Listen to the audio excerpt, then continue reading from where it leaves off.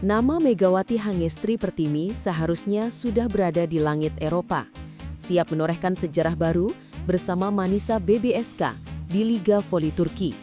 Dunia voli Indonesia sudah menanti comeback-nya di kancah internasional setelah sensasi Megatron di Korea Selatan. Namun hari-hari menuju kick-off semakin tipis, dan kabar yang datang justru adalah sebuah drama yang terasa begitu familiar.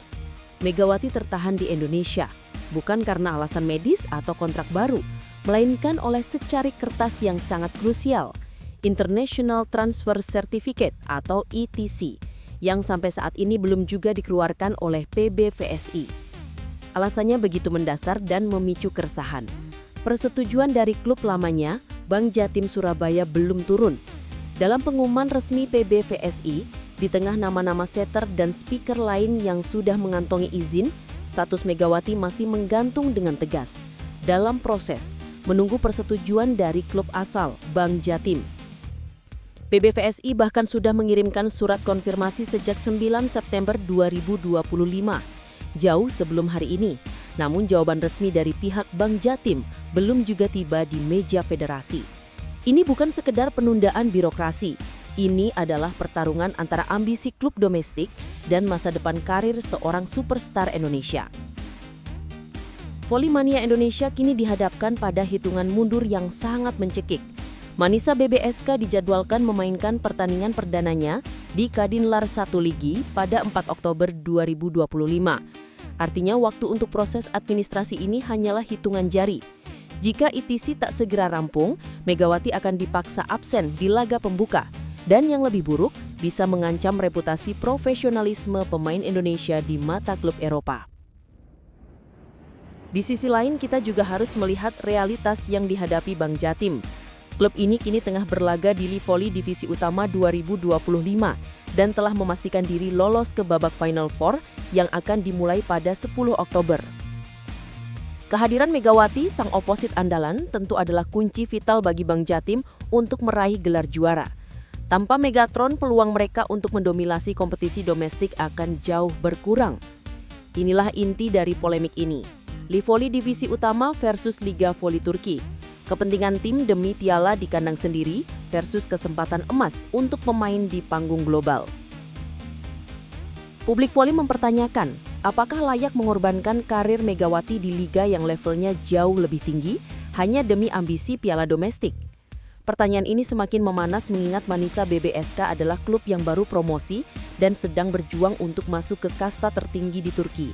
Kontribusi Megawati bukan sekedar poin, melainkan magnet sponsorship dan branding bagi klub Turki tersebut. Setiap hari keterlambatan ini bukan hanya merugikan Megawati, tetapi juga merusak citra profesionalisme yang sudah susah payah ia bangun.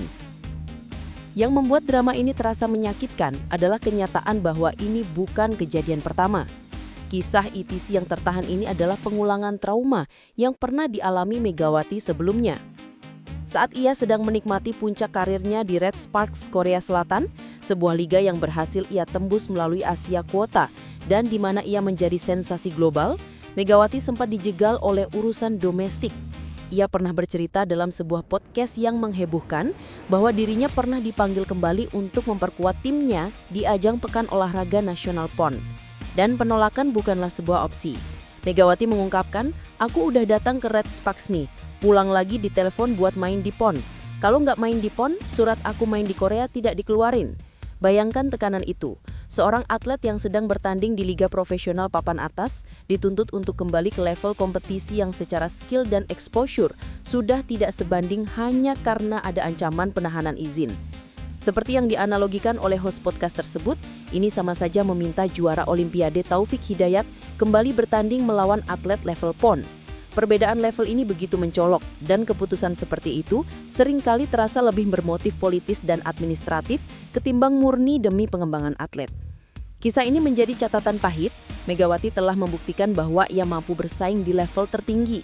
Namun selalu ada rantai domestik yang berusaha menariknya kembali.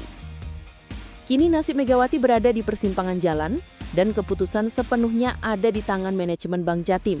Mereka memegang kunci untuk membuka gerbang karir Megawati di Turki. PBVSI sudah mengirimkan surat, Manisa BBSK sudah menanti, dan volley-mania seluruh dunia sudah gelisah.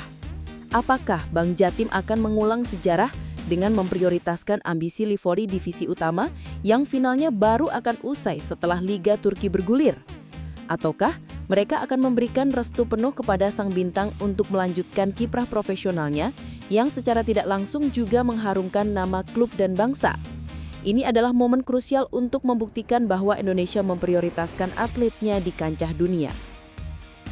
Menurut kalian, apa keputusan terbaik yang harus diambil Bank Jatim saat ini, mengingat benturan jadwal dan pengalaman pahit Megawati di masa lalu? Sampaikan opini kalian dengan bijak di kolom komentar.